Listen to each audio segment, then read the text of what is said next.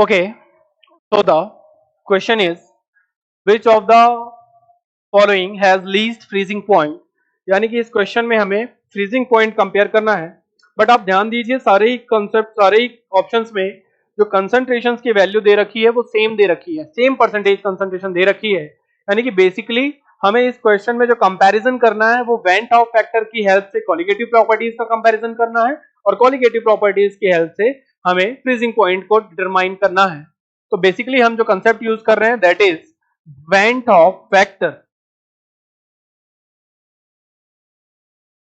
हमें पता है कि जो कॉलिगेटिव प्रॉपर्टीज होती हैं अगर कंसंट्रेशन सेम हो तो वेंट ऑफ फैक्टर के डायरेक्टली प्रोपोर्शनल होती हैं, बट जैसे जैसे कॉलिगेटिव प्रॉपर्टीज बढ़ती हैं वेपर प्रेशर और फ्रीजिंग पॉइंट डिक्रीज होते जाते हैं, वो अपोजिट रिलेशन में चलते हैं। यानी कि फ्रीजिंग पॉइंट जो होता है वो कॉलिगेटिव प्रॉपर्टीज के या वेंट ऑफ फैक्टर के अपोजिट रिलेशन में चलता है। इनवर्सली प्रोपोर्शनल कहने से ज्यादा बेटर है कि हम इसे बोल दें कि वेंट ऑफ फैक्टर की वैल्यू जब बढ़ेगी फ्रीजिंग पॉइंट की वैल्यू डिक्रीज होगी। तो इन चारों ही ऑप्शन में अगर हम बात करें वेंट ऑफ फैक्टर की तो since sucrose is an non electrolyte इसके वेंट ऑफ फैक्टर 1 होगा। अगेन ग्लूकोज भी एक नॉन इलेक्ट्रोलाइट है तो इसका वेंट ऑफ फैक्टर 1 होगा।